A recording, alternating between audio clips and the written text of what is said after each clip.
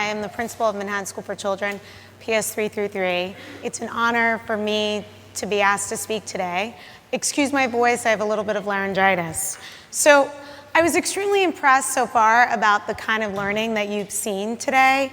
One of the things you're probably thinking is that, what kind of schools does this happen for this kind of learning to go on?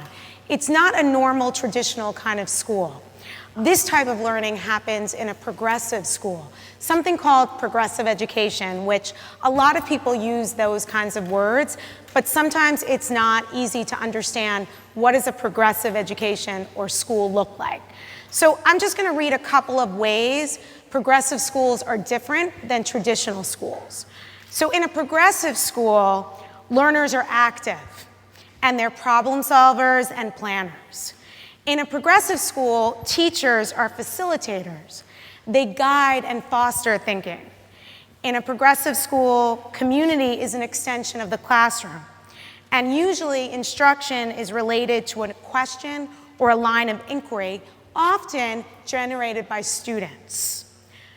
In a progressive school, knowledge is constructed through play, through direct experience, through hands-on learning, through social interaction, through collaboration, and it takes time.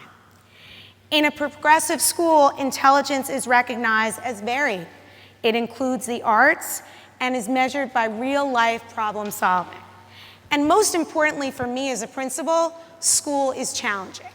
And all of those things I think we see a lot at Manhattan School for Children. But I was a teacher for 14 years before I decided to leap into administration. And as a principal and as a public learner, I believe in the progressive and innovative approach to education. And I believe that all schools should sway away from the traditional curriculum and sway away from the 20th century thinking. We're in the 21st century, we need to get there. One of the principles that always guides me is, for us to do this work, I always think of John Dewey.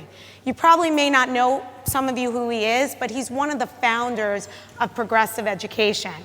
And I'm going to read a quote from you, and I'm going to challenge everybody in the audience to think about this quote. John Dewey said, "We attend to the whole child. We believe being a part of a community of learners where students are actively exploring and engaging in interests of their own." He said, "The curriculum isn't just based on interest, but on children's interest. The key is to create an environment where students, you, all of you in here, play an active role in the quest for meaning and allow you to take the ownership of what you are learning, and you're seeing that today." Some of the essential principles of progressive education is that it's project-based. You're seeing all the projects today. It's about experiential learning, that kids have an opportunity to experiment and explore. There is a very strong emphasis on critical thinking and problem solving and working as teams, because that is going to help you for the real world. The other thing is for interdisciplinary, that you're in school and you're not just learning reading at 10:30. You're learning reading and writing and social studies and math and science all together. So this way you can have those skills in all of your classes.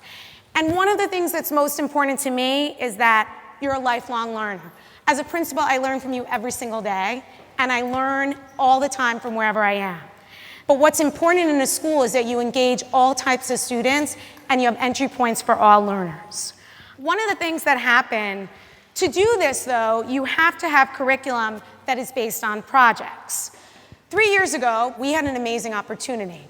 We were asked to write an application to be a part of something called the Innovation Zone.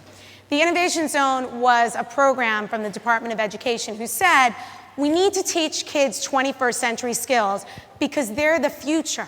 And if they don't have those skills, how do we expect success to happen? So I attended a workshop called Challenge-Based Modules. And I'm sitting in this workshop downtown on the Lower East Side, and who walks in but an educator by the name of Grant Wiggins. Grant Wiggins just passed away about a week ago. He's one of the founding people about progressive education, and he wrote 2 books called Authentic Education and Understanding by Design. And I thought to myself, what is this challenge-based learning? I don't know what this is. And what he said was, it's very important for kids to get together and to challenge them. and that they're interdisciplinary courses. And kids are charged with a real-world problem. And if kids are charged with real-world problems, they can find real solutions. And I thought, so true. Because all the times I ask kids to problem solve with me, and they always tell me the answers. Much more than adults in a lot of times.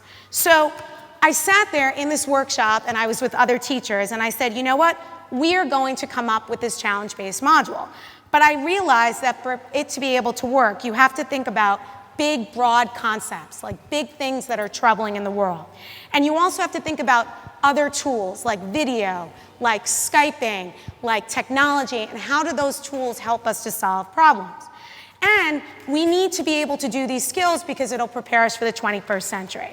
So one of the things that I learned for the challenge-based module is that for kids to be able to do this, they need to be independent, which you are seeing today. They have to have strong content knowledge, which you're seeing today. They also need to have an audience. If it's a real-world problem, they need to see it in the world.